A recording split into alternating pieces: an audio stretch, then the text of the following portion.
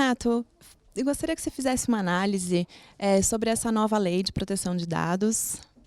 Dia 16 de agosto, nós teremos a entrada em vigor da chamada LGPD, Lei Geral de Proteção de Dados, que vai trazer uma série de novas obrigações para as empresas e pessoas com fins econômicos que coletem, tratem, usem, compartilhem, armazenem, dentre outros atributos, dados pessoais.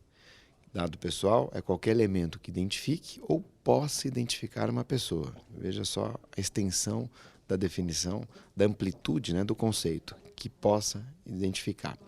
Aí pode ser quase tudo, desde o que time a pessoa torce ou que comida a pessoa gosta. Então, quando houver a coleta desses dados pessoais, novas obrigações serão implementadas. Então, em alguns casos, talvez a maioria deles, o consentimento, que deverá ser livre, informado e inequívoco. E quando tiver um dado de saúde, mais um atributo. O consentimento terá que ser também específico.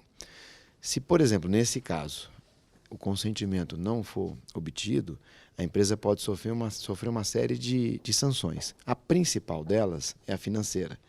Serão multas que poderão chegar em até 2% do faturamento ou 50 milhões de reais, o que for menor, ao contrário da lei europeia, na qual o Brasil se inspirou, que traz o conceito do que for maior, só que muda o valor, 4% e 20 milhões de euros. Então nós vamos ter uma série de novas obrigações de conformidade, de compliance, que deverão ser implementadas até o dia 16 de agosto de 2020. Infelizmente, a maioria das empresas não estão se preparando para isso, então nós teremos aí uma série de questões.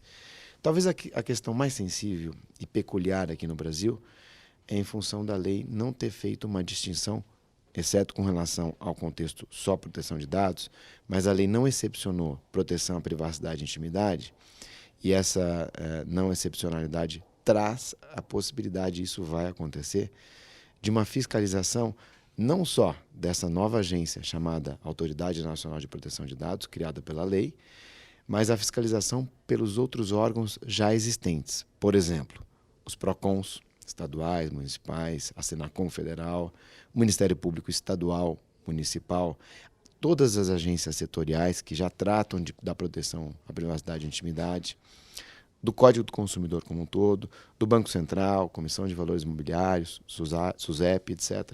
Enfim, todos esses outros órgãos que já existem também poderão aplicar sanções com base nos seus sistemas legais já existentes, próprios, mas tendo como inspiração a nova lei de proteção de dados.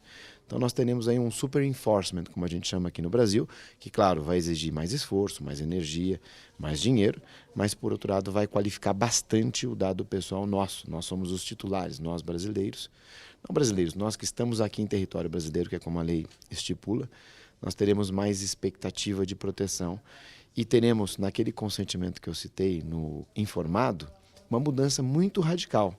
Aqueles termos de uso que hoje ninguém lê, mas todo mundo clica e concorda, esses termos longos, complexos, chatos, serão mudados, serão alterados para informações mais simples e objetivas. Por exemplo, nesse momento eu estou coletando o seu dado para esta finalidade, guardarei desta forma por tanto tempo. Isso vai ajudar muito, vai valorizar, vai empoderar não só o dado, mas os titulares dos dados também, a sociedade como um todo. A vinda desta lei ela é muito positiva. Ela vai trazer, sem dúvida nenhuma, mais segurança da informação como um todo. E, na sua visão, quais serão os maiores desafios das empresas para a implementação dessa nova lei de proteção de dados? A parte mais complexa num processo de conformidade, para qualquer empresa, é identificar as fontes de coleta. Então, esses dados que eu tenho hoje, eles vêm de onde? Às vezes, quando você pergunta para os departamentos, não, eu sei, isso é muito simples, etc., vem em questionário, você detalha.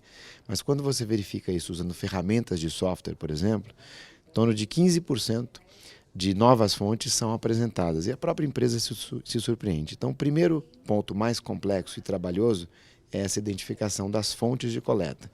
Depois é você adequar todas essas fontes ao que diz a lei. Se for o caso de consentimento, alteração contratual, revisão de todos os procedimentos, conscientização, a configuração de uma nova estrutura de proteção, a lei criou um novo cargo, chamado encarregado de proteção de dados, que pode ser inclusive pessoa jurídica. Até porque a gente defende que esse encarregado não é uma única pessoa. Ele pode, deve ser liderado por uma pessoa, mas é um time. Porque quando o dado vaza, nós precisamos de toda a estrutura pronta. A estrutura jurídica, segurança da informação, tecnologia da informação, compliance, recursos humanos, relações institucionais, relações com a imprensa e até a parte da psicologia. É um time unido para poder identificar os pontos mais críticos, mais sensíveis e adotar as medidas adequadas para isso.